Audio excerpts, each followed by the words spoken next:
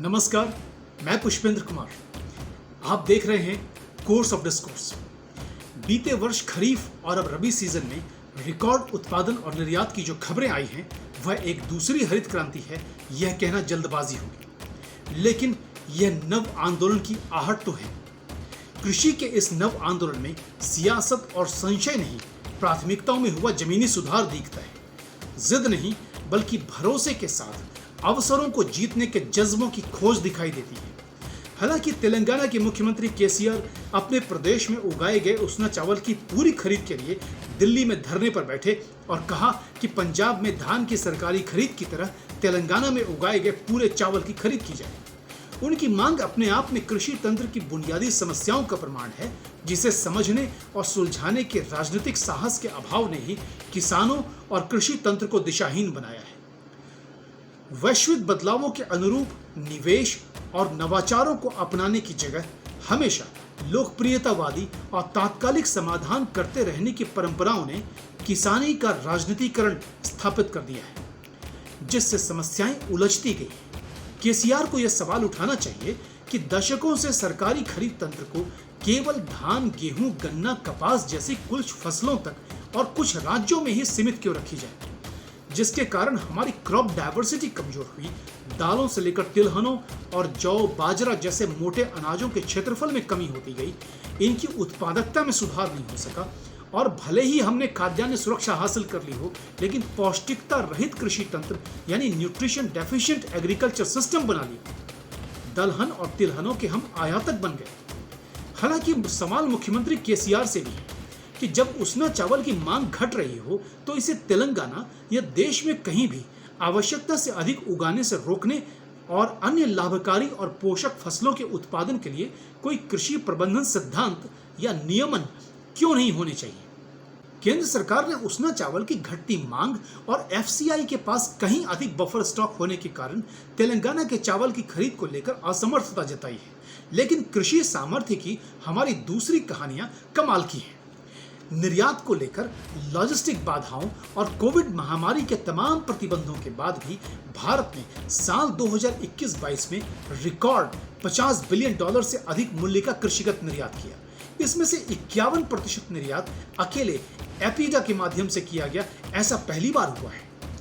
गैर बासमती चावल हो, गेहूं हो, दालें हो, मीट, पोल्ट्री, फल, सब्जियों से लेकर फूलों के निर्यात में भी शानदार प्रगति हुई। कृषि निर्यात व विकास प्राधिकरण यानी एपीडा ने महाराष्ट्र, गुजरात, पश्चिम बंगाल से ड्रैगन फ्रूट का यूके, बहरीन, सऊदी अरब को, नागा मिर्च को नागालैंड से लंदन के बाजारों में और अभी हाल में महुआ को छत्तीसगढ़ के आदिवासी इलाकों से फ्रांस के बाजारों में पहुंचाया है। थेनी और अनंतपुर के केले, चंदौसी के काले चावल, लखनऊ से आम, बनारस से ताजी सब्जियां और ऐसे उत्पादों की सूची लगातार लंबी होती जा रही है जो बीते 2-3 सालों में दुनिया भर के बाजारों में अब पहुंचने लगे हैं। जैविक उत्पादों की मांग, उत्पादन क्षेत्रफल और उनके निर्यात में भी जबरदस्त तेजी है। एक ऐसे दौर में जब दुनिया कोविड आपदा और यूक्रेन युद्ध के कारण सप्लाई चेन डिसरप्शंस में जा फंसी है, विश्व में खाद्यान्न सुरक्षा और उनकी उपलब्धता को सुनिश्चित करने के विश्वसनीय देश के रूप में आज Bharat talent, innovation, market opportunity और वैक्सीन ही नहीं बल्कि ग्लोबल फूड सिक्योरिटी प्रोवाइडर की भूमिका में आज स्थापित हो रहा है। यह गर्व का विषय है। बावजूद इसके मेरा मानना है कि हमारी कृषि की यह सफलता सेलिब्रेशन का कारण नहीं है। कारण पहला है कि हमारी कृषि तंत्र के कारण जल उपलब्धता का जो संकट पैदा हो रहा है वह गंभीर है। साल 2050 में हमारी कृषि पर लगभग 175 करोड़ भारतीय आबादी को भोजन और पोषण उपलब्ध कराने की चुनौती होगी। लेकिन संकट यह है कि जब देश में लगभग 50% कृषि क्षेत्रफल पर ही सिंचाई सुविधाएं उपलब्ध हों, तब हमारी कृषि कुल उपलब्ध पानी का 85% उपयोग करती है, जबकि जीडीपी में उसका योगदान 20% है। Asian water development outlook report 2016 के अनुसार अकेले धान और गन्ना कुल उपलब्ध सिंचाई के जल का 60% खपत कर लेते हैं। Commission of agriculture cost and prices के अनुसार देश में 1 किलो चीनी के उत्पादन में 2515 लीटर पानी का उपयोग होता है, जो वैश्विक औसत से कई गुना अधिक है। भारत में प्रति टन चावल उगाने में 2020 घन मीटर पानी खपत होता है, जो चीन में 971 और वैश्विक औसत 1300 घन मीटर प्रति टन है। यूएसए भारत की तुलना में आधे पानी की मात्रा में चावल का उत्पादन कर लेता है। तमिलनाडु, कर्नाटक, महाराष्ट्र और आंध्र प्रदेश में भी सिंचित जल की उत्पादकता असंतोषजनक है। मौजूदा और आने वाले दशकों में पानी के गंभीर संकट को देखते हुए अनेक जल विज्ञानियों और कृषि अर्थशास्त्रियों ने नहर और बहाव प्रणाली वाले सिंचाई की उपयोगिता और सस्टेनेबिलिटी यानी वहनीयता पर सवाल उठाए।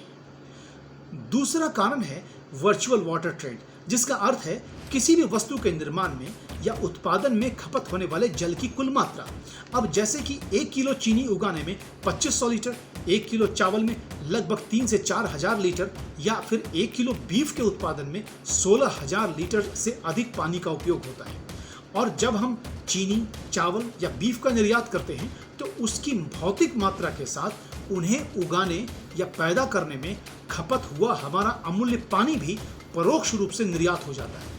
हमने बेशक $50 बिलियन मूल्य का कृषि निर्यात किया हो, लेकिन बीते साल हमने केवल चावल और चीनी के निर्यात में ही 50 बिलियन घन मीटर पानी का परोक्ष रूप से निर्यात कर दिया। भारत दुनिया के 3 सबसे बड़े वर्चुअल वाटर एक्सपोर्टर में से एक है। हमारा वाटर फुटप्रिंट दुनिया में सबसे अधिक और चिंताजनक है। साल 2001 से 2011 के बीच प्रति व्यक्ति जल उपलब्धता 15% घट गई है। हम विश्व के 17 सबसे अधिक जल संकट वाले देशों में 13वें पायदान पर हैं। ऐसे में बढ़ता कृषि निर्यात भावी कृषि और भावी पीढ़ियों के लिए जल उपलब्धता का संकट तो है ही। यह हमारी चुनौती है कि हम कृषि उत्पादन और निर्यात का एक ऐसा प्रतिरूप बनाएं जिसमें स्थानीय आवश्यकताओं और वैश्विक अवसरों का लाभ उठा सकें और मोर क्रॉप पर ड्रॉप के फलसफे पर अपने जल संसाधन का सर्वश्रेष्ठ उपयोग करते हुए सस्टेनेबल एग्रीकल्चर के तौर तरीकों को जल्दी से जल्दी अपनाना आरंभ करें। लेकिन हमारी कृषि की आज की सबसे बड़ी चुनौती यह है उसकी लाभदायकता। आइए आपको $9 बिलियन के फूलों के वैश्विक बाजार में भारत की हिस्सेदारी और अवसर से परिचित कराते हैं।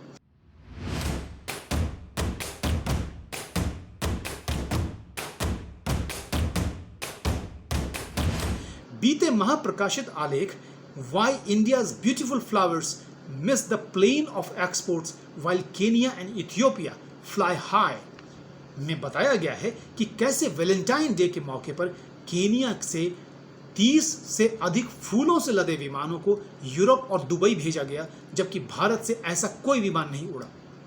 केनिया और इथियोपिया यूरोपीय और खाड़ी देशों के बाजारों में और कोलंबिया और इक्वेडोर अमेरिकी बाजारों में फूलों का निर्यात कर विदेशी मुद्रा अर्जित कर रहे हैं, जिसमें पानी की खपत काफी कम है। हाँ, विशेष प्रकार के हुनर और तकनीकी निवेश जरूरी होंगे।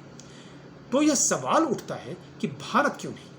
भारत में 17,000 से अधिक फूलों की प्रजातियां हैं। पूरे देश की 25% पुष्प प्रजातियां सिक्किम में हैं। ऑर्किड की बात करें तो अकेले पूर्वोत्तर भारत में 1300 प्रकार के ऑर्किड मिलते हैं। अरुणाचल प्रदेश के टिपी, सिक्किम के पैक्योंग में ऑर्किड रिसर्च सेंटर्स हैं। भारत में विश्व का पहला ऑर्किड अभयारण्य सेसा में है। फिर हम क्यों पिछड़ रहे हैं? बीते वर्ष हमारे देश से $78 मिलियन मूल्य के फूलों का रिकॉर्ड निर्यात हुआ, लेकिन केनिया ने हमसे 8 गुना अधिक मूल्य के फूलों का निर्यात किया। अब समस्या यह है कि वन्य जीवों और वनस्पतियों के अंतर्राष्ट्रीय व्यापार की वैश्विक संधि साइट्स के संरक्षित सूची के फूलों को सैद्धांतिक रूप से आप न तोड़ सकते हैं, न ही उसका सामान्य तरीके से कारोबार कर सकते हैं। यानी या तो आप संकटग्रस्त प्रजाति की सूची में बदलाव करें या organized and scientific certification system के जरिए ऑर्किड फूलों की खेती करें और बाजार पर पहुंच बनाएं। लेकिन हमने दशकों से वह निवेश नहीं किया जो तत्संबंधी साइंटिफिक और मैनेजमेंट इंफ्रास्ट्रक्चर को खड़ा करे, स्थानीय समुदाय को प्रशिक्षित करे, ताकि विश्व बाजार की मांग और वांछित गुणवत्ता वाले फूलों का निर्यात हो सके। वहीं इथियोपिया, जहां 2 दशक पहले फूलों के निर्यात के लिए न कोल्ड स्टोरेज था, न रिसर्च सेंटर, न फाइटोसैनिटरी टेस्टिंग लैब्स, न ही अमेरिका और यूरोपीय बाजारों से नियमित विमान संपर्क, लेकिन मात्र 15 सालों में इथियोपिया ने फूलों की खेती का पूरा लैंडस्केप ही बदल दिया है और आज उनके कुल निर्यात से आय में 8% हिस्सेदारी फूलों के निर्यात की है। इथियोपिया और केनिया जैसे देशों ने अपने कानूनों और प्रक्रियाओं में वैश्विक मांग और बाजार के सापेक्ष समायोजन किया, साहस दिखाया तो परिणाम सामने है। तो क्या हम इथियोपिया जैसे देशों से भी 15 साल पीछे नहीं हैं? क्या हम तुलनात्मक रूप से अधिक लाभकारी और चावल जैसे अनाजों की तुलना में महज 20% पानी का उपयोग कर उन सैकड़ों प्रकार के फूलों को उगाने वाली मौसमी दशाओं के दम पर विश्व बाजार में अपने लिए अवसर नहीं बना सकते हैं? बना सकते हैं, लेकिन हम अक्सर भ्रमित रहते हैं। संरक्षणवादी नीतियों, सब्सिडियों, ऋण माफी योजनाओं आदि को कृषि की समस्याओं का समाधान मान लेते हैं। दशकों से कृषि सुधार की मांग और तमाम समितियों के सुझावों के बाद भी हमने उन 3 कृषि कानूनों को अमल में लाए बगैर, अनुभव हासिल किए बिना किसानों के आंदोलन के दबाव में सरकार द्वारा वापस ले लिया जाना हमने देखा है। लेकिन कृषि सुधार को लेकर ऐसी विडंबनाएं नई नहीं है। 1959 में प्रधानमंत्री नेहरू द्वारा खेती में मशीनीकरण और सहकारिता खेती के जरिए क्रांतिकारी बदलाव लाने को लेकर कांग्रेस के नागपुर अधिवेशन में प्रस्ताव रखा, तो चौधरी चरण सिंह ने अन्य क्षेत्रीय कांग्रेसी नेताओं के समर्थन से इसका जबरदस्त विरोध किया। प्रस्ताव के अनुसार भूमि सुधार से प्राप्त कृषि भूमि पर सरकार द्वारा निवेश और तकनीकी सहायता उपलब्ध कराई जाकर सहकारी खेती की जानी थी, जिसमें भूमिहीनों को शामिल करना था और उत्पादन अधिशेष को इन भूमिहीनों में वितरित कर दिया जाना लक्षित था। लेकिन इसका विरोध किया गया और कहा गया कि इससे मशीनीकरण होगा और सरकार की मशीनी कृषि बनाम छोटे सीमांत किसानों की परंपरागत कृषि के 2 कृषि प्रतिरूप से देश में असमानता बढ़ जाएगी। कमाल का तर्क है, लेकिन बताइए तो सही कि आप पहुंचे कहां हैं? न्यूनतम समर्थन मूल्य, पीडीएस और आम उपभोक्ताओं के लिए सस्ती कीमत पर कृषि उपजों की उपलब्धता एक ऐसा त्रिकोण है जिसमें कृषि, उसके विविधीकरण और उसमें निवेश को हमने उलझा रखा है। क्या अब कोई आदर्श कृषि कानून बन सकेगा? आइए पंजाब चलते हैं, जहां की खेती सिनेमा के स्क्रीन पर जितनी भव्य दिखती है, हकीकत एकदम उलट हो चली है। 1993 से 2001 तक पंजाब की प्रति व्यक्ति आय देश में तीसरे पायदान पर थी, लेकिन 2001 से 11 के बीच 9 राज्य पंजाब से आगे निकल गए और 2012 से 21 के बीच कुल 18 राज्यों ने प्रति व्यक्ति आय के मामले में पंजाब को पछाड़ दिया। जब देश में कृषि विकास दर 2.5% से कम थी, तब 1971 से 86 के बीच पंजाब की एग्रीकल्चर ग्रोथ रेट 5% से अधिक रही। लेकिन 1986 से 2005 के बीच पंजाब और पूरे देश की औसत कृषि विकास दर लगभग बराबर हो गई। अब जबकि देश की कृषि विकास दर 3.5% से अधिक है, तो पंजाब में एग्रीकल्चर ग्रोथ रेट 1.60% है। क्या हो गया पंजाब को? जहां प्रति व्यक्ति आय, सामाजिक क्षेत्र में प्रति व्यक्ति सरकारी निवेश और प्रति व्यक्ति पूंजीगत निवेश तीनों राष्ट्रीय औसत से नीचे है। सरकारी खरीद तंत्र के बेहतर होने के कारण गेहूं, कपास और फिर बासमती चावल को अपनाकर नदियों और भूमिगत जल का भीषण दोहन करके कीटनाशकों और उर्वरकों का बेतरतीबी से उपयोग कर उन्होंने अपने कृषि तंत्र को तबाह कर लिया। पंजाब की भू उर्वरता इतनी कमजोर हो चुकी है कि समान उत्पादन हासिल करने के लिए हर अगली फसल में कहीं अधिक निवेश करना पड़ रहा है। सेंट्रल ग्राउंड वाटर बोर्ड ने बताया है कि यदि इसी तरह भूमिगत जल का दोहन जारी रहा तो अगले 25 सालों में पंजाब एक रेगिस्तान होगा। चूंकि भूमि सीमित है, परिवार बढ़ रहे हैं, कृषि की लाभदायकता घट रही है, तो वैकल्पिक रोजगार चाहिए। लेकिन पंजाब ने वैकल्पिक रोजगार के लिए उद्योगों, खासकर निजी क्षेत्र के निवेश की लगातार उपेक्षा की है। 2019-20 के आंकड़ों को देखें तो पंजाब में सर्विस सेक्टर की ग्रोथ रेट देश के 16 महत्वपूर्ण राज्यों में 12वें पायदान पर है। एक समय पंजाब में औद्योगिक विकास दर 21% थी। उदारीकरण के बाद 0.87 से 1.90% के बीच में उसकी इंडस्ट्रियल ग्रोथ रेट रही और आज भी यह 7% से कम ही है। पंजाब में श्रमिकों की समस्या है, लेकिन इससे बड़ी समस्या यह है कि वहां के राजनेता ही उद्योगपति बन गए, जिन्होंने उद्योगों के लिए लेवल प्लेइंग फील्ड या फेयर कंपटीशन को अपने हितों के लिए सरकारी नीतियों के जरिए मानो बंधक बना लिया है। परिणाम है कि औद्योगिक निवेश के लिए पंजाब अब आकर्षक राज्य नहीं है। जब सियासतदान ही उद्यमी बन जाएं, तो क्या होगा, यह पंजाब में हो रहा है। और खासकर तब जबकि कथित और भटके हुए समाजवाद के नारे पर टाटा, बिरला, अंबानी, अडानी को रोजाना गालियां देना लोकतांत्रिक संस्कार बना दिया गया हो। यही बात पंजाब समेत देश भर में शिक्षा पर लागू होती है। 1980 के दशक के बाद ऐसा लगता है कि तमाम सरकारों ने सरकारी शिक्षा के विस्तार और गुणवत्ता के विकास से समझौता किया, ताकि सियासत के नव सामंतों के वैकल्पिक उद्योग के रूप में शिक्षा के कारोबारीकरण का मार्ग प्रशस्त हो। जब सरकारी शिक्षा गुणवत्ता विहीन होगी तो निजी स्कूल और संस्थाएं ही विकल्प बनेंगी। यानी जब खेती में रोजगार और लाभ सीमित होंगे, तब वैकल्पिक रोजगार के लिए जिस शिक्षा और प्रशिक्षण की आवश्यकता है, यदि वह सरकारी संस्थाओं में उपलब्ध नहीं है, निजी क्षेत्र की शिक्षा महंगी और बड़े शहरों में है, और उद्योगों में निजी निवेश को और उसमें रोजगार की संभावना को सियासी उद्योगपतियों द्वारा बाधित किया जाता हो, तो जाहिर है कि लाखों छोटे व सीमांत किसानों की नई पीढ़ी को न पंजाब में न ही किसी दूसरे राज्यों में शिक्षा मिलेगी, न कृषि से इतर रोजगार के वैकल्पिक साधन मिलेंगे। आज हमारी कृषि की जीडीपी में हिस्सेदारी 20% है, लेकिन 45% लोग कृषि पर निर्भर हैं। 1970 में दक्षिण कोरिया की 50% आबादी कृषि पर निर्भर थी, जिसका जीडीपी में योगदान 27% था, जो 2017 में जीडीपी में 2% के योगदान और कृषि में नियोजित श्रम में मात्र 5% के स्तर पर रह गए। यहाँ दो बातें हैं।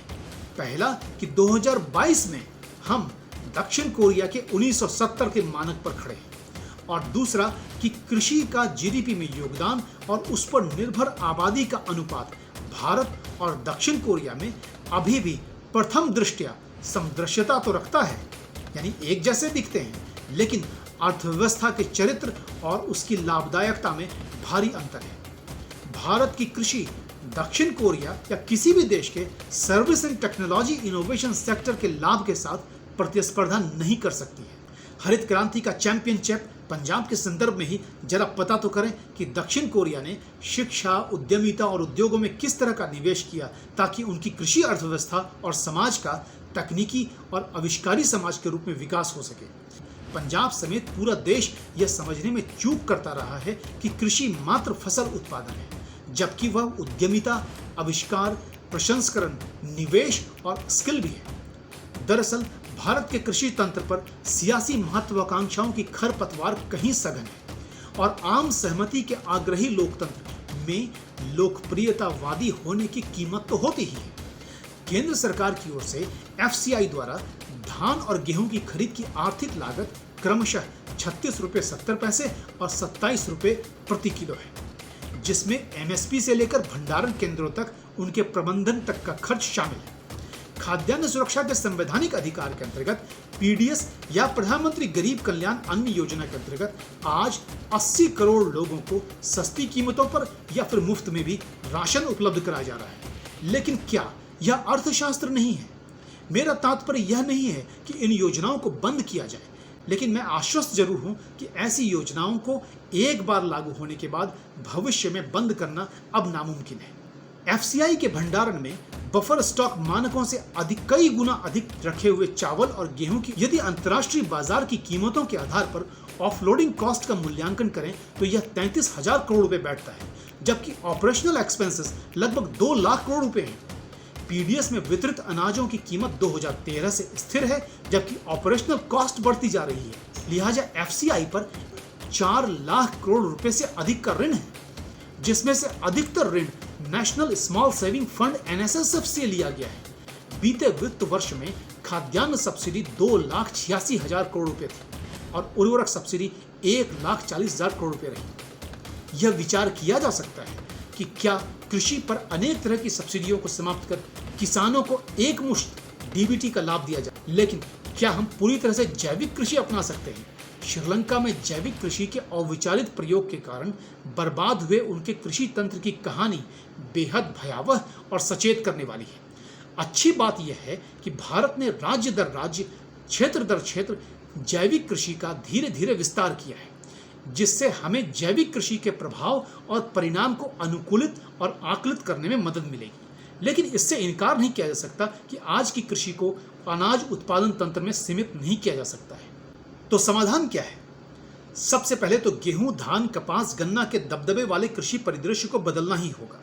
ये महत्वपूर्ण हैं और रहेंगे भी, लेकिन हमारी कृषि में इन फसलों के अर्थतंत्र से कहीं अधिक बड़ा आकार हॉर्टिकल्चर यानी फल, फूल, सब्जियों की खेती और पशुपालन का हो चुका है। और ये क्षेत्र विश्व कृषि बाजार में भारत की संभावनाओं और सफलताओं की पटकथा को कहीं अधिक शानदार तरीके से लिख रहे हैं। दूसरा कि आधुनिक कृषि में वैश्विक मानकों, प्रयोगों और सफलताओं को अनदेखा करने का खामियाजा अब नहीं झेला जा सकता। हमारे किसानों को नई कृषि तकनीकों में हुनरमंद होना और वैज्ञानिक प्रणालियों और प्रबंधन में निवेश करना एकदम अनिवार्य है। उधर ग्लासगो क्लाइमेट कॉन्फ्रेंस में हमने 2070 तक कार्बन न्यूट्रलिटी का वायदा किया है, जबकि हम दुनिया में तीसरा सबसे बड़ा मीथेन उत्सर्जक देश है। हमारी कृषि देश के कुल मीथेन उत्सर्जन में 73% योगदान करती है और हमने अमेरिका और यूरोपियन यूनियन के समान मीथेन उत्सर्जन कम करने को लेकर कोई सहमति नहीं दी है। अब आप 3 तथ्यों को मिलाकर देखें कि चावल के 1 किलो उत्पादन में 565 किलो कार्बन डाइऑक्साइड का उत्सर्जन होता है। धान की खेती कृषि के कुल ग्रीन हाउस गैस उत्सर्जन का 17% है। चावल का बफर स्टॉक जरूरत से 7 गुना अधिक है। तो यह समझना आसान हो जाता है कि किस प्रकार हम अपने अमूल्य जल, उर्वरक और बिजली सब्सिडी, एमएसपी और भंडारण की बेहिसाब लागत में अपने अवसरों और वित्तीय संसाधनों को गंवा रहे हैं। किसानी की समस्या का समाधान न मुफ्त बिजली में है, न ऋण माफी योजनाओं में। हमें एग्रीकल्चर इनपुट से लेकर आउटपुट तक सभी क्षेत्रों में सुधार और बदलाव करने होंगे। संस्थागत निवेश और प्रक्रियागत सुगमता निर्मित करनी होगी। उत्पादन के बाद प्रसंस्करण, सप्लाई चेन नेटवर्क, लॉजिस्टिक्स और मार्केटिंग के क्षेत्र में भी हमें पर्याप्त ध्यान देना होगा, जिसमें रोजगार भी उपलब्ध हो। प्रधानमंत्री फसल बीमा योजना, पशुधन बीमा योजना, परंपरागत कृषि विकास योजना, जैविक कृषि की राष्ट्रीय परियोजना, national mission on oil seed and palm oil, किसान रेल सेवा, कृषि उड़ान योजना, national agri cargo policy, national agriculture market में 1 लाख करोड़ रुपए का एग्रीकल्चर इंफ्रास्ट्रक्चर फंड, किसान सम्मान निधि जैसे अनेक बीते सालों के उपाय कृषि में संरचनात्मक बदलाव कर पा रहे हैं, ऐसा दिखाई देता है। इस साल के बजट में स्मार्ट और डिजिटल एग्रीकल्चर के तहत उभरते हुए तकनीकों, ड्रोन प्रणालियों, नेचुरल फार्मिंग, कृषि शोध और प्रशिक्षण में निवेश का संतोषजनक रोड मैप भी दिया गया है। निश्चित तौर पर हम कमाल कर सकते हैं और जो कारनामा कृषि क्षेत्र ने खासकर बीते 2 सालों में किया है, उसमें पिछले अनुभव और गलतियों का संज्ञान लेकर समयानुकूल और भविष्य की चुनौतियों के संदर्भ में नीतियां बनाकर, साहस दिखाकर, विश्वास जगाकर हम करिश्मा कर सकते हैं। हमारे गांव और कृषि की अहमियत न कम थी न कम है, बस उसका कायाकल्प करने के लिए सरकार और समाज से दूरदर्शिता की अपेक्षा है। आपने द कोर्स ऑफ डिस्कोर्स देखा, इसके लिए आपका बहुत बहुत धन्यवाद। कोर्स ऑफ डिस्कोर्स को लाइक, सब्सक्राइब और शेयर कीजिए। आने वाले दिनों में हम फिर उपस्थित होंगे एक नए विषय के साथ। कोर्स ऑफ डिस्कोर्स देखने के लिए फिर से आभार। नमस्कार, जय हिंद।